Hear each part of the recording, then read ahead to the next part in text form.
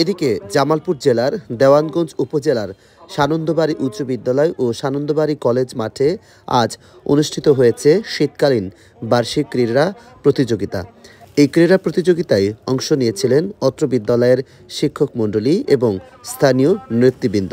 সকালে জাতীয় পতাকা উত্তোলন ও ক্রীড়া সঙ্গীত পরিবেশন করেন। পরে প্রাথমিক ও মাধ্যমিক বিদ্যালয়ের মেধাবী কৃতি শিক্ষার্থীদের মাঝে সানন্দবাড়ি উবায়দুল্লাহ ফাউন্ডেশনের পক্ষ থেকে মেধাবী শিক্ষার্থীদের মাঝে বাইসাইকেল তুলে দেওয়া হয়। তোমাদের বুঝতে হবে, আজকে যে ছেলে বা মেয়েটি পেয়েছে, আগামী দিন সেই ছেলে বা মেয়েটি যাতে না পেয়ে এরকম চমৎকার একটা সাইকেল যাতে তোমরা যে কেউ পাইতে পারো। এই জন্য সবাইকে এই বিদ্যাপীঠে এই স্কুলের প্রথম হতে হবে। তোমরা গোল স্কুলে ফার্স্ট হয়েছে, নম্বর পেয়েছে কত? 600 কত? 93 নম্বর পেয়েছে। ও একটা সাইকেল নিতেছে। এই সাইকেল, এরকম একটা সাইকেল তোমার পাইতে ইচ্ছা করে না? করে সবার চেষ্টা করতে হবে। সবাই একটু করতালি দিয়ে ওকে অভিনন্দন জানাই।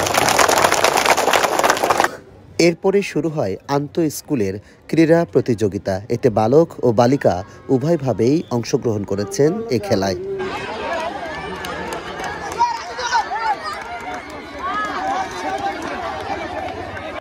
খেলাধুলার মাধ্যমে যেমন শারীরিক বিকশিত হয়, তেমন মানসিকভাবেও বিকশিত হয়।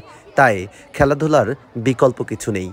এভাবে আয়োজন, আনন্দ, উল্লাসে একদিকে যেমন মানসিক প্রফুল্লতা হয়, অপরদিকে পড়াশোনায় মনোযোগ হয় শিক্ষার্থীদের।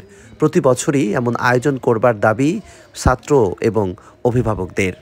আশরাফ হাসান, হৃদয় বাংলা 24, জামালপুর।